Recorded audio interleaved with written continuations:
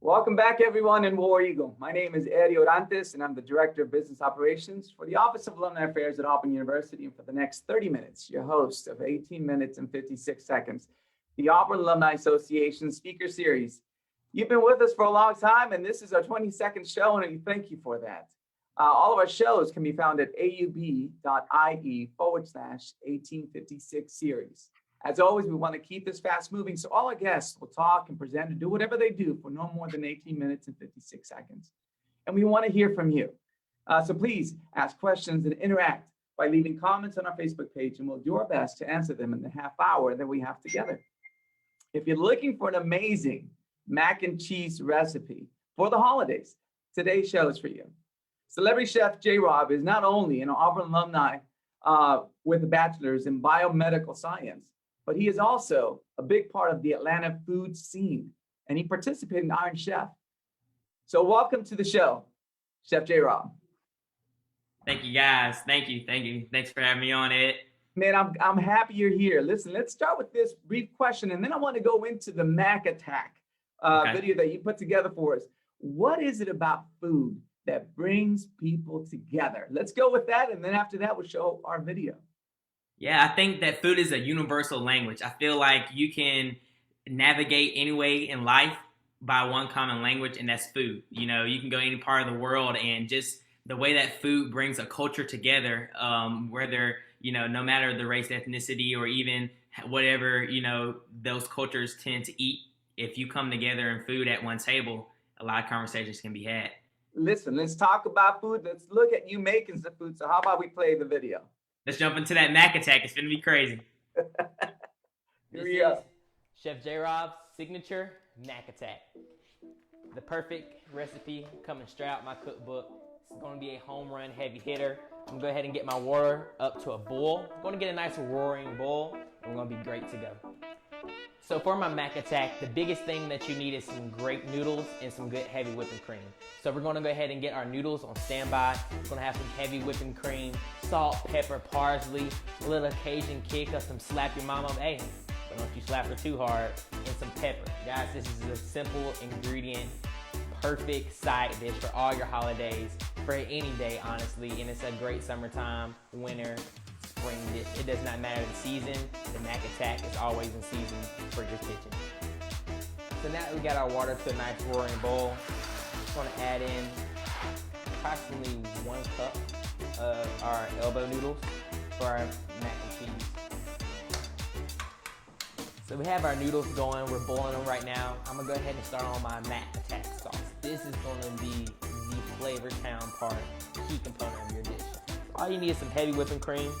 And we're just gonna go ahead and add in, this is approximately a little bit shy of half a cup. It's half the amount of the noodles that we put in. Remember, we did 1 cup of noodle, so we're gonna use half a cup of heavy whipping cream. 1 cup of noodles, 2 cups of water. So it's just a nice little ratio difference. But you have to keep an eye on that heavy whipping cream. Remember to continuously to stir, because if you don't, it will crawl out the pan, and I do not want you to figure out what I mean by that.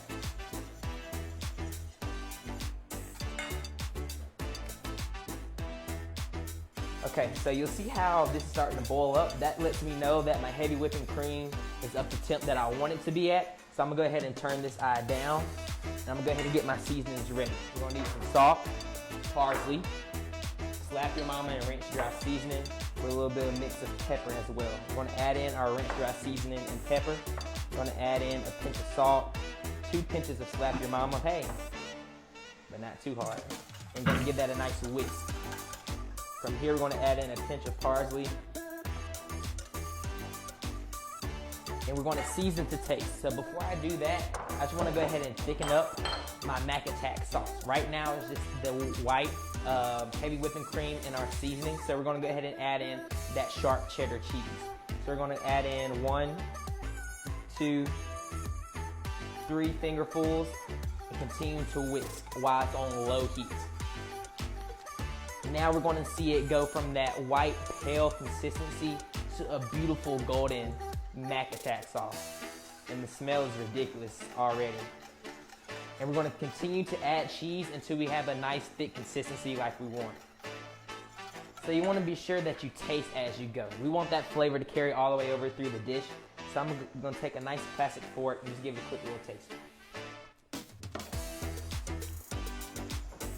That's pretty spot on. I think it needs just a touch more salt. I'm going to give 2 more pinches of salt and another pinch of that parsley to try to bring out some aromatics in it. Continue to stir. The consistency is absolutely perfect.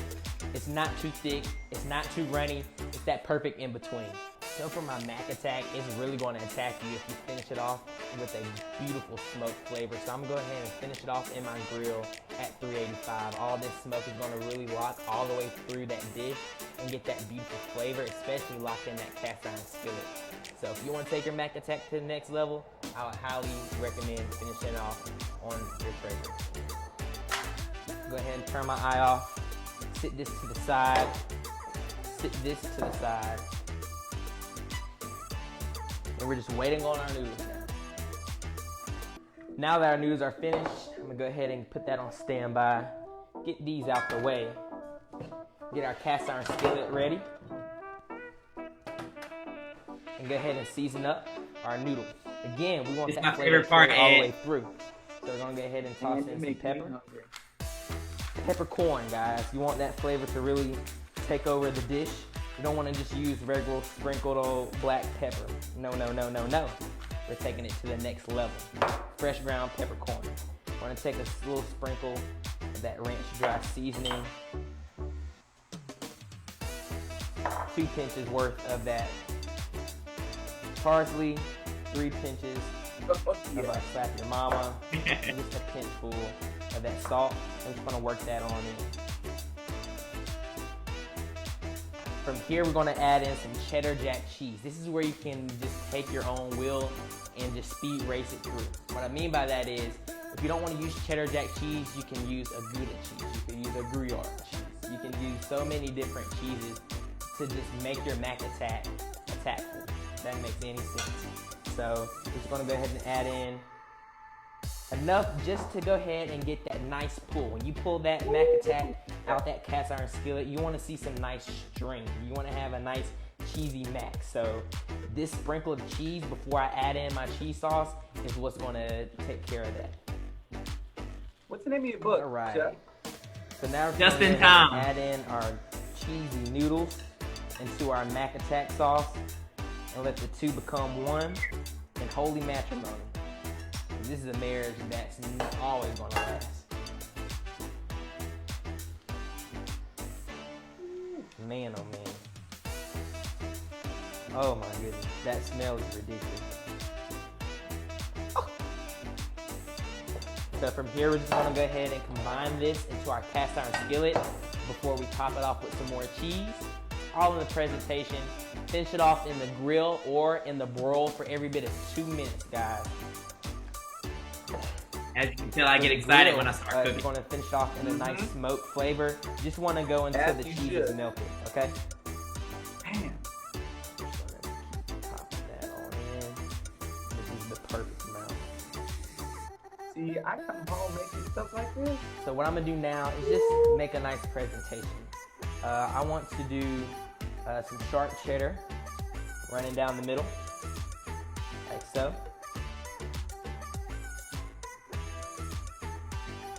And then on the outsides, I'm gonna layer it with that cheddar jack cheese. And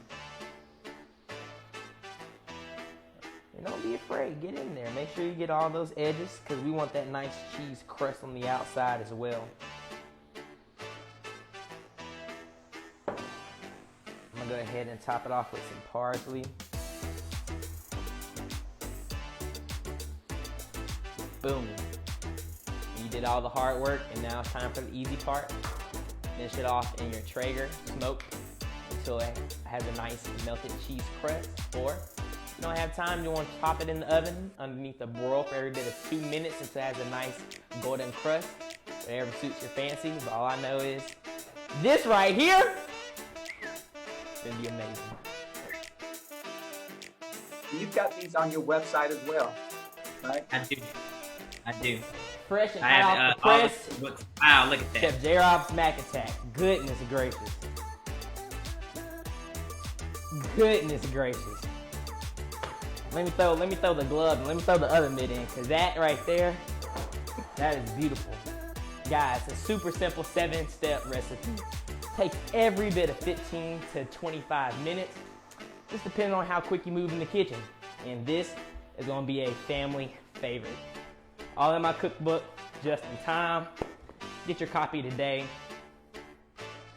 I would take a dive in right now, but it is piping hot, fresh and hot. So I'm gonna let it cool down.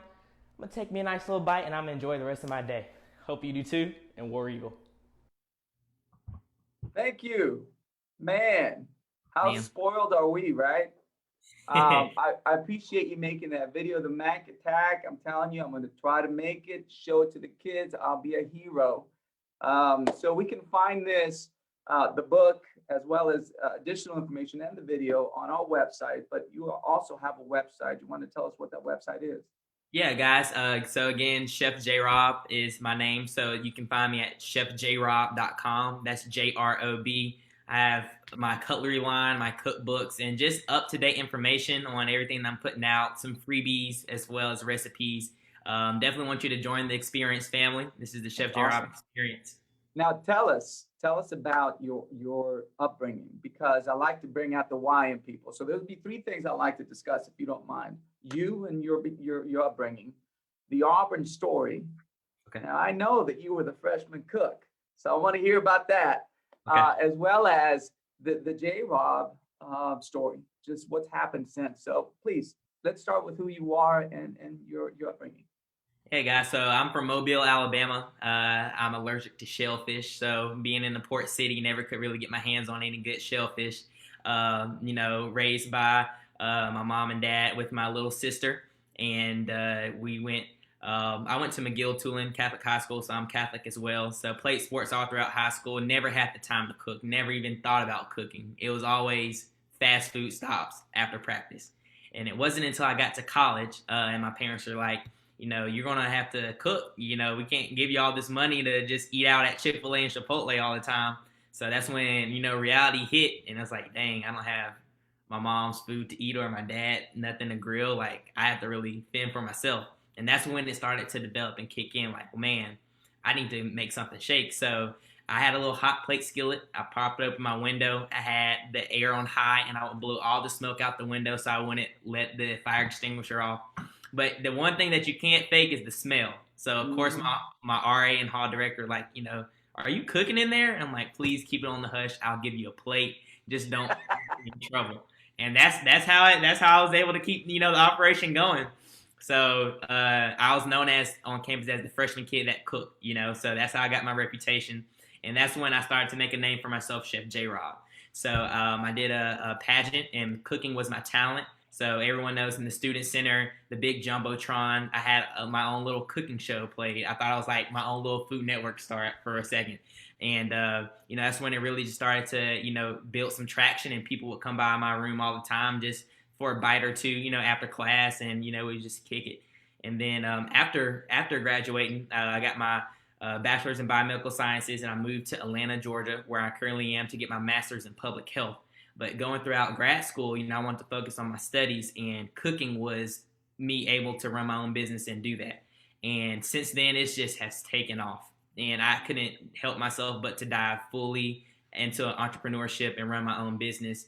I've cooked for multiple celebrities such as Monica Brown, personal chef for Steve Harvey, released my own cookbook, and just rocking and rolling, just doing large festivals. Atlanta's Barbecue Festival, which was 3,000, Atlanta Brunch Festival, which was 2,000, meal prepping for clients every day, really just changing lives one taste bud at a time. That's my motto, and that's what I live by, Ed. Well, listen, that's wonderful, and congratulations.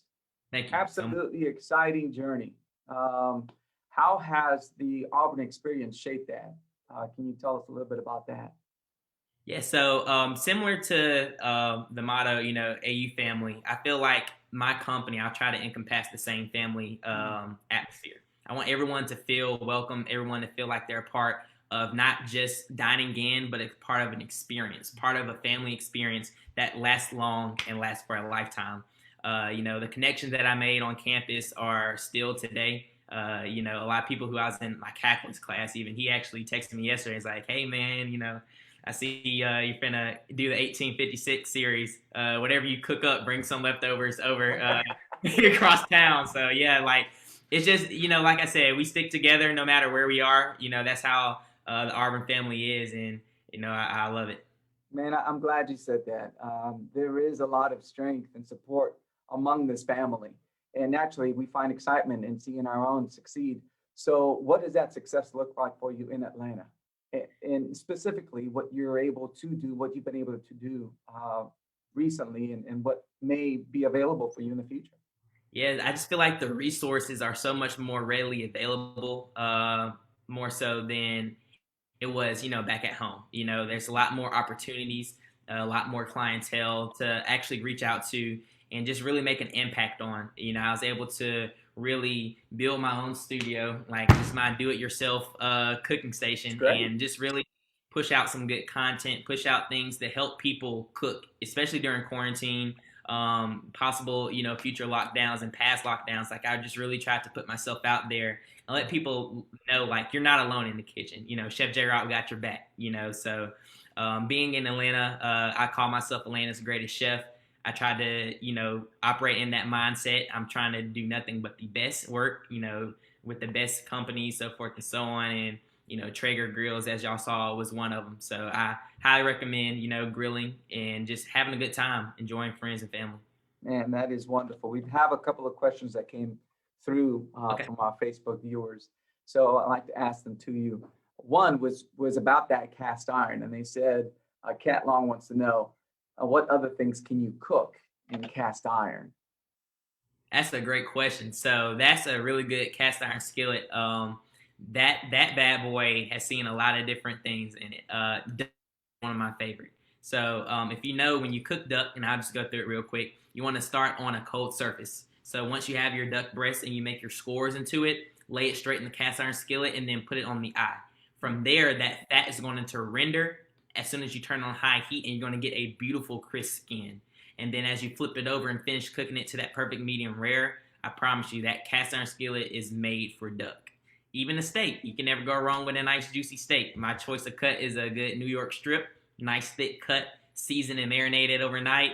As soon as it hit the skillets, you're rocking and rolling. You're making me hungry, man. I'm telling you. I'm hungry. I wish I could pull that Mac attack out the video, because that's a heavy hitter. That's a heavy hitter for sure. Okay, thank you. Here's another one for you. What chefs have influenced you the most? And I know that you participated in the Iron Chef program, right? So tell us a little bit about that. Yeah, so right when I graduated, I went to New York for the Iron Chef Showdown. I was able to participate underneath the Samsung event. And that one wasn't aired because it was a showdown. It's a little bit different constructed than the regular Iron Chef. Now, I just recently made it to MasterChef Season 10 Top 80. I got cut right before the first episode on the Top 40, but it's okay because connections made and the knowledge learned is great. A lot of people ask, who's a big influential chef, and I really never looked into idolizing a lot of TV personalities, but I will tell you there's one chef, my girlfriend's dad. He's a chef. He owns multiple restaurants in Georgia, and just his business mindset and just his culinary techniques I've learned a lot from. I actually did a cooking challenge with him the other day. I personally like to think that I won, but who's to say who's the real judge? But yeah, I definitely would say that just all these experiences has just particularly molded me into the chef that I am today. Clearly, you love what you do, Chef JRob. Clearly, I mean, it's obvious because you're enjoying it. You like the competition, love the food. What is your favorite meal to prepare? When you're trying to release it all and you've got to go to cooking, where do you go? My first thing is I'm gonna take a rack of lamb. Okay, we have a nice rack of lamb. I'm gonna French it off because you can get it Frenched from the store, but we're talking about we want to take it to the 5-star dining technique. So I'll take some butcher twine, go ahead and remove all the fat, make it a nice pre-white bone, slice that, double slice. You want a double chop lamb chop. Nobody wants a single lollipop. We don't do lollipops around here. So we got a nice double chop. I'm gonna sear it in my cast iron skillet with a little bit of the cast iron skillet that has ridges, so I can have a nice grill mark in it as well. I do a Brazilian marinade. I have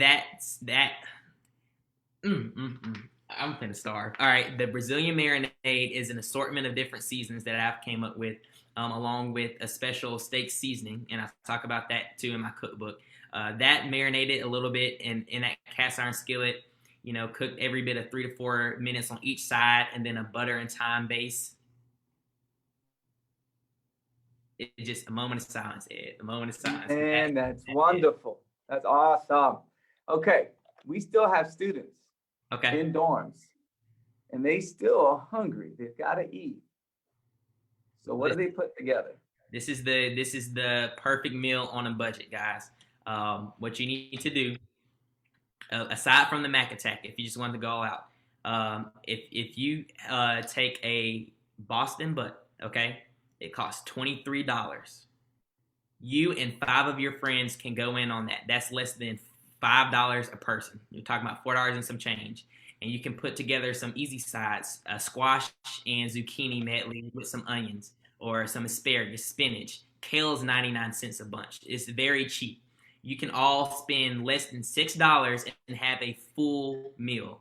All you have to do is take that Boston butt, season it, and inject it with whatever you want to season it with. And there's store-bought injector, so you don't have to make this fancy injection. And then just wrap it in some foil.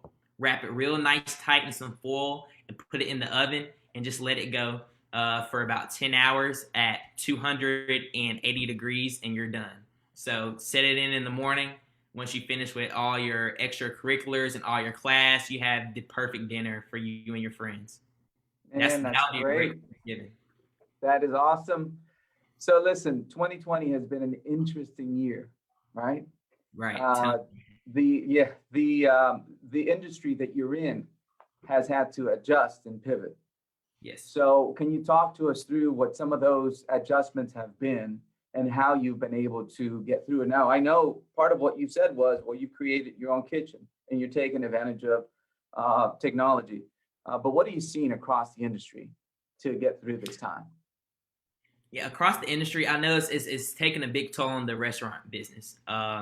Me, luckily, as a private chef, I can control the clientele and control when I'm taking on bookings or clients. So I'm have to stick really close to that and not try to dive forward into a restaurant industry, because who knows what's to come, you know what I'm saying? Especially with the cases, kind of spiraling back out of hand.